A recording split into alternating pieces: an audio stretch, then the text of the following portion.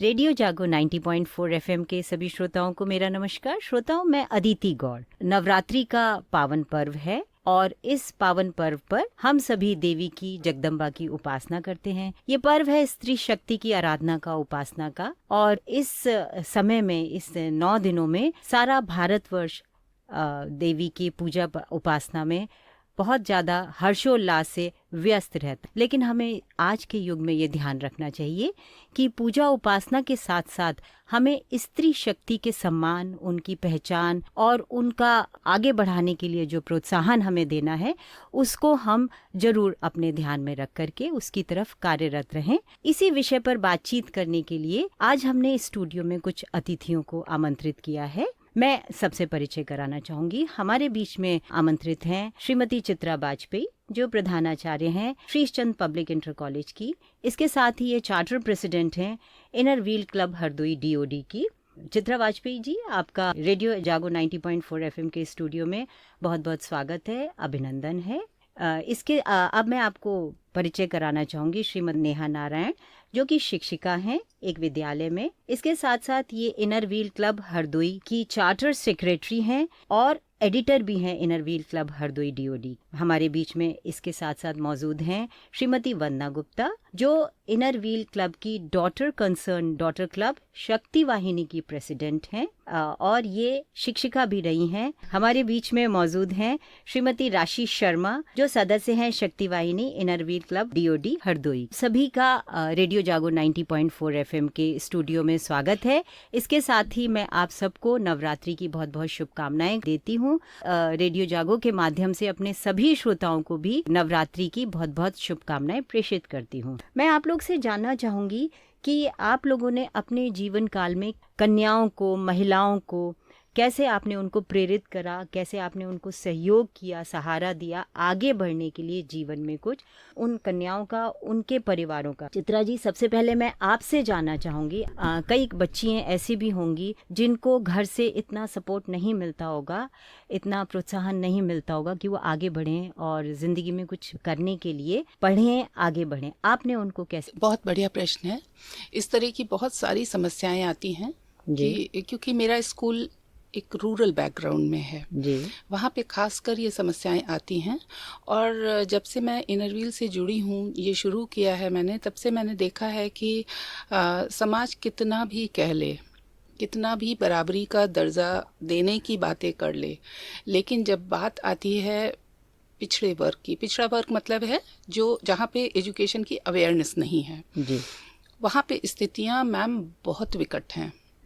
लड़कियों को स्कूल आने से रोकते हैं, लड़कियों को तरह तरह की पाबंदी हैं जी। लड़का है घर में तो लड़के को पहले खाना मिलेगा। ये आज भी चल रहा है। हम कितना भी गाना गा लें कि नहीं हम बिल्कुल बराबर कर रहे हैं, लेकिन अभी बराबरी है नहीं जी। तो लड़कियों को मैं हमेशा यही कहती हूँ कि ईश्वर ने जो भी चीज़ें लड़कों को दी हैं वो सब लड़कियों को भी दी हैं जी। किसी के कहने से किसी की ज़िंदगी बदलती नहीं है, इसलिए अपनी ज़िंदगी के जिम्मेदार हम खुद हैं जी। हमारे अंदर आत्मविश्वास होना चाहिए। ईश्वर से केवल तब डरना चाहिए जब हम गलत काम करें, वरना ईश्वर तो बहुत प्यार करते हैं उनसे किसी भी चीज़, क्योंकि डराया ये जाता है ना कि ये करोगी पाप पड़ेगा, पहले खाओगी पाप पड़ेगा, भाई को नहीं दोगी पाप पड़ेगा। क्यों पाप पड़ेगा? तो डरना केवल हमको अपने बुरे कर्मों से है, किसी से नहीं डरना है। आगे बढ़ने के लिए एक विश्वास अपने अंदर होना बहुत ज़रूरी है। समाज तो तब वो विश्वास देगा जब हम खुद अपने अंदर विश्वास लेके आएंगे।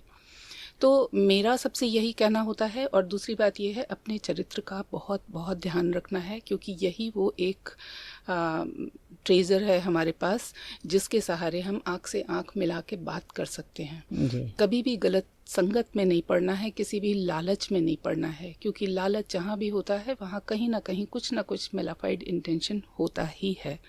तो आत्मबल हमारे अंदर होना चाहिए, अपने अंदर विश्वास होना चाहिए। हम सभी बच्चों को यही सिखाते हैं कि आगे बढ़ने की कोशिश करो, जहाँ से जो जानकारी मिल पाए वो जानकारी लो, अपने आत्मसम्मान को सुरक्षित रखो और अपने चरित्र को सुरक्षित रखने का बहुत ज़्यादा जिम्मेदारी हमारे अपने ऊपर ही है जी। आपका कहना है कि शिक्षा एक बहुत ज़रूरी अस्त्र है एक नारी के रूप में, जो हमें आगे बढ़ने में बहुत ज़्यादा मदद करता है। नेहा जी, अब आपसे बात करेंगे। आप बताइए, आपने अपने जीवन काल में आपके समक्ष आई हुई कन्याओं को, महिलाओं को कैसे प्रेरित किया आगे बढ़ने के लिए? ये तो बहुत ही अच्छी बात है कि मैं ऐसे परिवार से बिलोंग करती हूँ कि जहाँ पे मुझे सपोर्ट मिला। आज देखा जाए तो कहा जाता है कि छोटे तबके के लोग, लेकिन देखा जाए तो बड़े तबके में भी ऐसा परिवार आज भी मौजूद है कि जो बाहर शो करता है कि हम लड़कियों को बहुत प्रोत्साहित करते हैं, लड़कियों को बहुत सम्मान देते हैं, लेकिन देखा जाए तो वहाँ भी लड़कियों से पूछा जाए तब पता चलता है कि उनको किस तरह से रखा जाता है, किस तरह से उनको लड़के के सामने ट्रीट किया जाता है। वंदना जी, आप बताइए, आप के जीवन काल में कुछ ऐसा अनुभव कि आपने कहीं किसी कन्या को, किसी महिला को प्रेरित किया हो आगे बढ़ने के लिए, कुछ सहारा दिया हो? जी अदिति जी, मैं लक्ष्मी आश्रम कौसानी से बहुत बचपन से जुड़ी हुई हूँ जी। ये एक ऐसी संस्था है जो कि गांव के बच्चों को गांधीयन विधि से शिक्षा देती है। जी। अभी से नहीं, जब हम लोग बहुत छोटे थे उस समय में मैं जाके यहाँ जो मैंने कुछ कविताएं सीखी होती थी और जो कुछ यहाँ पे कुछ अच्छे नृत्य होते थे या कुछ अच्छी बातें, और ख़ास तौर से जैसे इंग्लिश का है, क्योंकि वहाँ पर बच्चे थोड़ा बाद में इंग्लिश सीखते हैं, तो वो बच्चे बहुत चाहते थे। तो उनको उस समय से हर साल दर साल, मुझे और मौके तो नहीं मिले, पर मुझे जब तक याद है, जब तक हम क्लास 12 तक थे तब तक हर साल जाते थे और वो लेवल मेरा बढ़ता गया। तो वहाँ पे जाके जब मैं जाती हूँ तो मुझे बहुत सारे आइडियाज़ भी आते हैं कि इन चीज़ों को हम अपने स्तर में, अपने शहर में भी हम इम्प्लीमेंट कर सकते हैं। जी जी, बहुत सुंदर। बात करेंगे राशि शर्मा। राशि जी, आप अपना थोड़ा साझा कीजिए। रेलवे ऑफिसर्स के यहाँ पे आउट हाउसेज होते हैं जिसमें मेड्स रहती हैं जी। तो मेरा शुरू से ये रहता था कि मेड्स को कन्विंस करना कि आप अपने बच्चों को पढ़ाओ। तो कई बार वो नहीं पढ़ाती थी, तो कई बार उनके स्कूल की फ़ीस पे करी है, और अगर वो घर में काम करने आ रही हैं तो इस शर्त पे मैं उन्हें बुलाती थी कि अपने बच्चों को लेकर आओगे और मैं पढ़ाऊँगी और तुम जब तक काम करोगे। तो जब उनके बच्चों के नंबर आते थे तो उनको अच्छा लगता था। दूसरा, बच्चों को गुड टच और बैड टच सिखाना मैंने शुरू से, जहाँ भी बच्चे मिले, बच्चियाँ मिली, मैंने शुरू से उनको ये सिखाया कि क्योंकि मेरी बेटी के यहाँ अक्सर वर्कशॉप हुआ करते थे तो मुझे लगता था ये चीज़ सबको बतानी चाहिए जी। तो एक ये मेरा इसमें बहुत रहा है बच्चियों को अवेयर करने के मामले में कि उनको गुड टच और बैड टच का एहसास होना चाहिए कि क्या है। मुझे लगता है मैं जहाँ भी रहूँगी ऐसे काम ज़रूर करना चाहूँगी। बहुत अच्छा आपने बात बताई कि नवरात्रि का पर्व है, नवरात्रि का समय है, और एक बच्ची ने माँ दुर्गा के आगे अपनी परेशानी रखी, अपनी कठिनाई रखी कि माँ तुम मुझे इस संसार में भेज तो रही हो लेकिन ना भेजो, बहुत बुरा ये संसार है, यहाँ पे गिद्ध जैसे लोग हैं जो हर तरह से मुझे नोचने के लिए, मुझे परेशान करने के लिए हैं।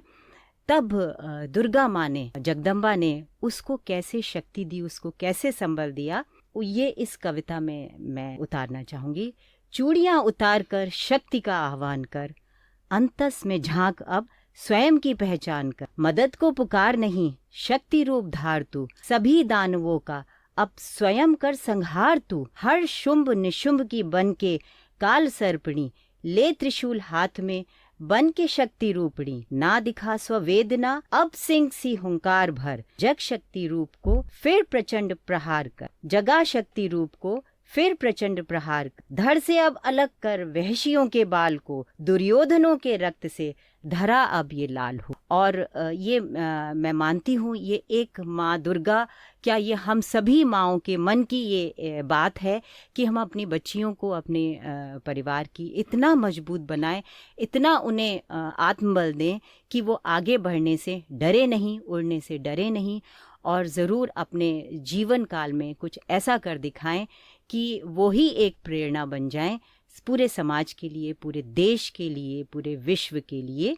और इसी के साथ मैं कहना चाहूँगी कि हम नवरात्रि की जो पूजा करते हैं, उपासना करते हैं माँ जगदम्बा की, हम ये माने और ये ऐसा अपने अपने कर्मों से ये ऐसा संदेश दें कि सच्चे मायनों में अगर हम अपने आसपास की, अपने परिवार की, अपने आसपास में रहने वाली सभी महिलाओं का, कन्याओं का हम सम्मान करें, उन्हें आगे बढ़ने का मौका दें, वही सच्चे अर्थों में दुर्गा माँ की उपासना है। इसके साथ ही मैं आप सबको बहुत बहुत धन्यवाद देना चाहूंगी। हमारे बीच में चित्रा जी कुछ बोलना चाह रही हैं। हाँ चित्रा जी बताइए। एक संदेश है, अबला बनकर दुख सहे बहुत, अब सबला रूप धरो नारी, राक्षस बनकर जो डरा रहे, उनका संहार करो नारी, उनका संहार करो नारी। बहुत सुंदर संदेश आपने दिया और इसके साथ ही आप सभी आमंत्रित अतिथियों का मैं धन्यवाद करना चाहूंगी। एक बार पुनः रेडियो जागो 90.4 FM के सभी श्रोताओं को नवरात्रि की बहुत बहुत शुभकामनाएं।